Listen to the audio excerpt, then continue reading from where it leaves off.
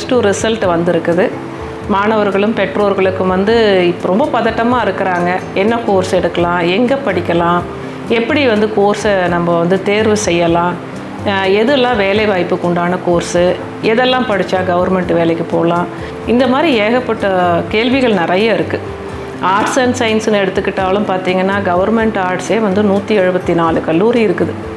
அது போக affiliate private colleges நிறைய இருக்குது. அதிலே எய்டடு, செல்ஃப் ஃபினான்சிங் இந்த மாதிரி நிறைய இருக்குது. என்ஜினியரிங் காலேஜஸ் எடுத்துக்கிட்டாலும் கொட்டி கிடக்குது. 36+ மெடிக்கல் காலேஜ் இருக்கிற ஒரே ஊர் தமிழ்நாடு தான். 6% மாணவர்கள் மட்டும்தான் தங்களோட அடுத்த லெவல் என்ன படிக்கலாம், 12ஆம் கிளாஸுக்கு அப்புறம் உயர்கல்வி என்ன படிக்கலாம்ங்கிறத பார்த்திங்கன்னா தங்களோட விருப்பத்தின் அடிப்படையில் செலக்ட் பண்ணுறாங்க. மீதி 94% வந்து அவங்களோட பெற்றோர்கள், அப்புறம் ஃப்ரெண்ட்ஸு அடிப்படையில் நிறைய செலக்ட் பண்ணுறவங்க இருக்கிறாங்கன்னு ஒரு ஆர்டிக்கிளே எங்களோட ஆர்டிக்கிளை தினமலர் வந்து பப்ளிஷ் பண்ணாங்க. ப்ளஸ் வந்து சில ஃபேமிலிக்கு வந்து உடனடியாக படித்து முடித்த உடனே வேலைக்கு போகணுன்ற சூழ்நிலை இருக்கும், அவங்களோட எக்கனாமிக்கல் கண்டிஷன். இது எல்லாம் பேஸ் பண்ணி தான் ஒரு கோர்ஸை நீங்கள் செலக்ட் பண்ணணும். இந்த பேஸ் பண்ணி செலக்ட் பண்ணிங்கன்னா அந்த குழந்தையும் அந்த மேற்கொண்டு படிக்கிற ஹையர் எஜுகேஷனை சக்ஸஸ்ஃபுல்லாக கம்ப்ளீட் பண்ணணும். ஒன்று படிக்கிறத பிடிச்சிக்கணும், இல்லை பிடிச்சதை படிச்சுக்கணும். இந்த 2 கான்செப்ட் தான். இன்னொரு வகையில் இந்த எப்படி நான் மேற்படிப்பை நான் செலக்ட் பண்ணலாம் அப்படின்னு பார்த்தீங்கன்னா, உங்களோட வேலைக்கு போகிற இன்ட்ரெஸ்ட்டை வச்சு செலக்ட் பண்ணலாம். ஒன்று வந்து டீச்சிங் இண்டஸ்ட்ரிக்கு போகிறீங்கன்னு வச்சுக்கோங்களேன், அது செக்டார்ஸ்ன்னு சொல்லுவோம், டீச்சிங் ஃபீல்டு. இப்போ டீச்சிங் ஃபீல்டில் நீங்கள் போகிறீங்க அப்படின்னா ஸ்கூல் டீச்சிங் போகிறோமா இல்லை காலேஜ் டீச்சிங் போகிறோமான்னு சொல்லிட்டு ஒரு யூஜி படித்த உடனே தான் உங்களுக்கு டெசிஷன் வரும். நீங்கள் என்ன பண்ணலாம் அப்படின்னா, இப்போ ஒரு ஸ்கூல் டீச்சர் அப்படின்னு கேட்டிங்கன்னா நீங்கள் ஸ்கூலில் என்னென்ன பாடத்திட்டங்கள் இருக்குது, Tamil, English, maths, physics, chemistry, biology, அதுக்கப்புறம் காமர்ஸு, கம்ப்யூட்டர் சயின்ஸு, இந்த மாதிரி எல்லா வந்து அதுக்கு ரிலேட்டடாக எந்த டிகிரி வேணாலும் நீங்கள் எடுத்து படிக்கலாம். அதை படிச்சுட்டு பிஎட் முடிச்சிட்டிங்கன்னா நீங்கள் வந்து ஸ்கூலில் டீச்சராக போகலாம். அதே மாதிரி அதுக்கு ரிலேட்டடாக போஸ்ட் கிராஜுவேட், ஃபார் எக்ஸாம்பிள் நீங்கள் வந்து ஒரு கம்ப்யூட்டர் சயின்ஸ் படிச்சிருக்கீங்கன்னா எம்எஸ்சி கம்ப்யூட்டர் சயின்ஸ் எடுத்துகிட்டு நீங்கள் வந்து ஒரு பிஎட் பண்ணிட்டீங்கன்னா நீங்கள் வந்து பார்த்தீங்கன்னா 6ஆம் கிளாஸ் டு 12ஆம் கிளாஸுக்கு நீங்கள் டீச்சராக போகலாம். ஏன்னா ஸ்கூல் வேலை வாய்ப்பு நிறைய இருக்குது. அந்த டீச்சிங் ப்ரொஃபஷன் ரொம்ப நல்லாயிருக்கும்.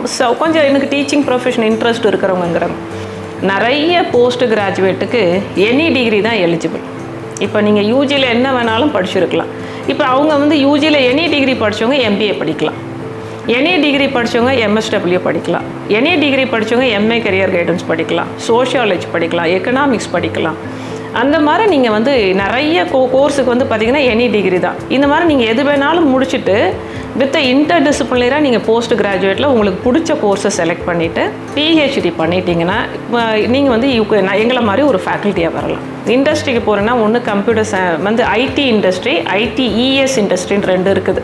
ஐடி இண்டஸ்ட்ரீஸ் அப்படின்னா இன்ஃபர்மேஷன் டெக்னாலஜி, உங்களோட computer science, computer application, computer technology, hardware, இந்த மாதிரி நீங்கள் எது வேணாலும் படிச்சுட்டு போகலாம். அடிஷ்னலாக நீங்கள் வந்து ஏஐஏ, artificial intelligence, machine learning, IoT, robotics, cyber security, இந்த மாதிரி படிச்சுட்டு நீங்கள் ஐடி இண்டஸ்ட்ரியில் போகலாம். ஐடிஇஎஸ்ங்கிறது என்னென்னா இன்ஃபர்மேஷன் டெக்னாலஜி எனேபிள்டு சர்வீசஸ், அதாவது பேக் அண்ட் ஆப்ரேஷன் வேலை பார்க்குறதுக்கு நீங்கள் பேக் அண்ட் ஆப்ரேஷன் வேலை பார்க்குறதா அதிக வேலை வாய்ப்புகளும் இருக்குது. சர்வீஸ் செக்டார்ஸுங்கிறது என்ன, பேங்கிங், ஹாஸ்பிட்டாலிட்டிஸு, இந்த மாதிரி வந்து சர்வீஸ் இருக்குது பாருங்களேன், ஹோட்டல், இந்த மாதிரி சர்வீஸ் செக்டார்ஸுக்கு அப்படின்னு பார்த்தீங்கன்னா நீங்கள் காமர்ஸ் எடுத்துக்கலாம், மேனேஜ்மெண்ட் எடுத்துக்கலாம், ஹோட்டல் மேனேஜ்மெண்ட் ரிலேட்டட் டிகிரிஸ் எடுத்துக்கலாம், அப்புறம் டூரிசம் அண்ட் ஹாஸ்பிட்டாலிட்டிஸ் எடுத்துக்கலாம்.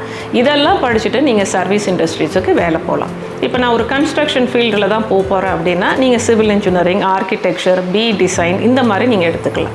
நான் 12வது படிக்கும் போதே நான் வந்து இந்த இன்ஜினியரிங்க்கு, இந்த கோர்ஸுக்கு, இந்த காலேஜ் தான் நான் எய்ம் பண்ணி வச்சுட்ருக்கேன். ஆனால் எனக்கு சடனாக மார்க்கு கொஞ்சம் லோவாக ஆகிடுச்சு. மார்க்கு குறைஞ்ச மாணவர்கள் தயவு செஞ்சு கஷ்டப்படாதீங்க. வருங்காலத்தில் வந்து உங்களோட மார்க் பேச போகிறதில்ல, உங்களோட திறன் தான் பேச போகிறது. அதே கோர்ஸை டிப்ளமா எடுங்க.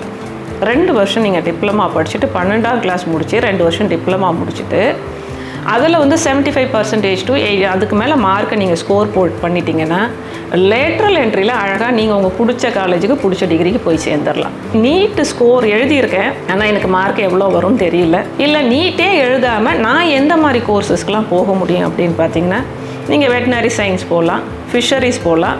அதே மாதிரி யோகா அண்ட் நேச்சுரோபதின்னு ஒரு கோர்ஸ் இருக்குது. அது ரொம்ப பியூட்டிஃபுல் கோர்ஸு, அதுவும் 5 இயர்ஸ் கோர்ஸு தான்.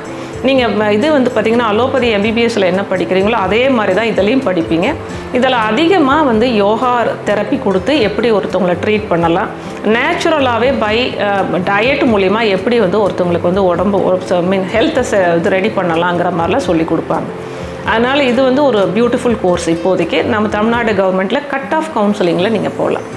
அதே மாதிரி வெட்டினரி சயின்ஸு, ஃபிஷரி படிக்கிறவங்களும் சரி, அக்ரி சயின்ஸ் படிக்கிறவங்களும் சரி, ஃபுட் டெக்னாலஜி ரிலேட்டடாக படிக்கிறவங்களும் சரி, தமிழ்நாடு அக்ரி யூனிவர்சிட்டியில் கால்ஃபர் பண்ணுவாங்க அப்ளிகேஷன். அப்போ ஆன்லைன் அப்ளிகேஷன் தான்.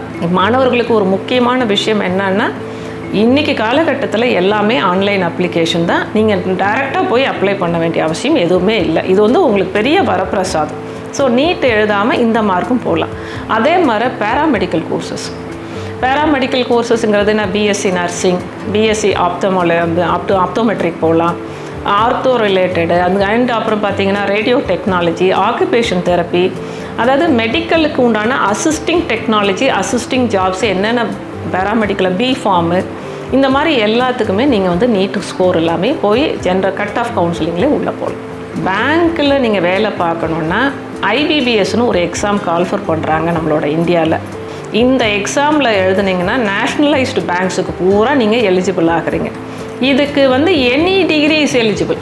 யூபிஎஸ்சியில் இருக்கிற ஐஏஎஸ் ஆகட்டும், ஐபிஎஸ் ஆகட்டும், ஐஎஃப்எஸ் ஆகட்டும், ஐஎஃப்ஓஎஸ் ஆகட்டும், இந்த மாதிரி பலவித போஸ்டிங்க்கு எலிஜிபிலிட்டி அண்டர் கிராஜுவேட் டிகிரி தான். TN group 1 Tamil Nadu group 1 examination அதுக்கும் எனி டிகிரி தான். அதே மாதிரி ஸ்டாஃப் செலெக்ஷன் கமிஷன் அதுக்கும் any degree, railway recruitment board any degree. அதனால் வந்து மதிப்பெண்க்கு தான் குறைந்ததே தவிர உங்களோட மதிப்பு குறையவில்லை என்பதை மனதில் வைத்துக்கொண்டு தேர்ச்சி பெற்ற மாணவர்களும் வாழ்த்துக்கள். தேர்ச்சி பெறாத அடுத்த இலக்கை நோக்கி போய் கொண்டிருக்க மாணவர்களுக்கு இன்னும் 1 மாதத்தில் நம்மளோட தமிழ்நாடு கவர்மெண்ட் உங்களுக்கு சப்ளிமெண்ட்ரி எக்ஸாம் நடத்த போது அதில் எக்ஸாம் எழுதி கிளியர் பண்ணுங்கள். உங்களுக்கான வாய்ப்புகள் உங்களுக்காக மட்டுமே காத்திருக்குதுன்றதை மனசில் வச்சு வெற்றி நடை போடுங்கள். வாழ்த்துக்கள்.